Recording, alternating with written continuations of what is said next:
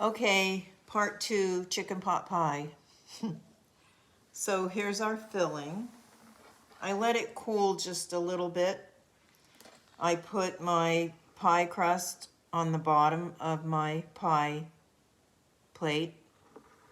If you want, I can post the recipe for my sister's pie crust. As you can see, it's not beautiful yet. But these things are, this pie crust rolls out beautifully. But everybody has this problem. Don't worry about it. The pie is going to taste good and look good in the end. So get that bottom crust on and take your filling and start piling it in.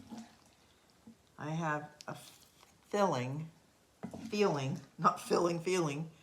This is a lot, but let's see what happens. You can always, if you have any of this left over, you can make these little ramekins, little individual ones. They're really nice too. And you can make small pot pies. But you know what? Let's see what happens. Doesn't matter. It will get eaten one way or the other. So like I said, I like to stuff it in there like that. It's for a customer, so I'm going to make it nice. I mean, but I want him to come back, you know what I mean? It doesn't matter. That's just how I do everything. I mean, I don't skimp. I'm Italian. We don't skimp. So you can see here, I have a little bit left over. So what I'll do with that is I'll make a little ramekin one for Ed. He can have it for lunch. I can stuff it in here, but I'm a little nervous about doing that. So, I mean, I've got plenty in here. So now this is my top crust.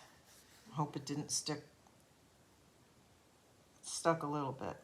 I always wrap it, excuse me, I wrap it around my rolling pin and then I just go like this and roll it right out. I have a cover for my rolling pin. It's a cloth cover, so the dough never sticks to it. It's fantastic. I love it. And I just wash it in the machine. So you can see, like right here, I need some dough. So what you do is just go around, take a scissors, and let's put it here where I need it. Okay, it's gonna go around like this with your fingers. See that? You got to get rid of that. That's way too much. Just cut it off, go around. But I can tell right here on this side, I'm going to need it. So I'm going to pinch it in there. Come around. Too much here, going off. A little bit too much here. All right, so I got a little patchwork, but when you bake this, nobody cares. It's what's inside. Take a knife and cut a round hole in the middle, because you have to let the air escape from here, because it's going to be steaming all of your vegetables while it cooks, and that steam needs to have a place to go, or you're going to have a damp, not so crusty crust. So now go around your pie, tuck it under, grabbing the bottom crust, tuck it under. Okay, just keep going around. Don't let any of this intimidate you. It used to me. I used to get myself all worked up. I don't anymore. Once this bakes, it looks really pretty. See that? That's too much. Off you go, babe. Tuck it under, grabbing the bottom crust.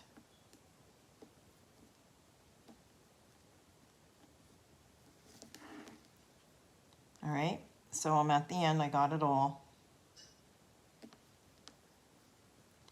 Now, see, you got your little hole in the middle. Don't forget your hole in the middle. I actually, I have this little bird, I forgot. And he has a hole in his mouth. And he goes in the pie. Before I put all this other stuff in, you have to put the bird in. But I forgot. But that's okay. So now go around your pie and take your thumb, 2 fingers. I feel like I'm in school teaching, but you know, there are some people who might watch this video who haven't done this before. So why not explain it to them? So go around, take your thumb and your 2 fingers. And that's how you're going to make your little scallops.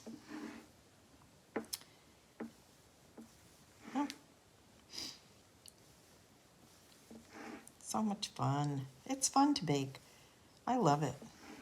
And I find it very rewarding. So there's my pie. I told you when we did the patchwork, it wasn't going to matter because look, you can't see it really. Now, what I normally do is take an egg, whip it up, and brush it all on the top of this. But I can't do that today because my customer wants to bake this herself, and I'm not going to send raw egg. I'm going to tell her, I'm going to send her directions and have her do that. Then you're going to bake this at 375 for 40. I do 45 minutes.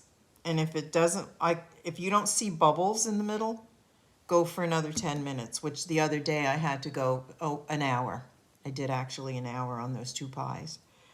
And I could see it bubbling in the middle, and this is nice and brown. And then you'll know that your pie is done. And then when you take it out, let it sit for a little while. Let the juices in there, let them congeal a little bit before you cut it into it. Also, the next day we had some for lunch, and it microwaves beautifully. It was fine. The crust was a little mushier, but we just cut it all up and mixed it in there, and it was delicious. And you can reheat it in the oven too, put some foil around it. You could do it that way too. So that's my chicken pot pie. I think if you want, I can put the crust recipe on there too. So there you go, guys. Enjoy your day. Bye-bye.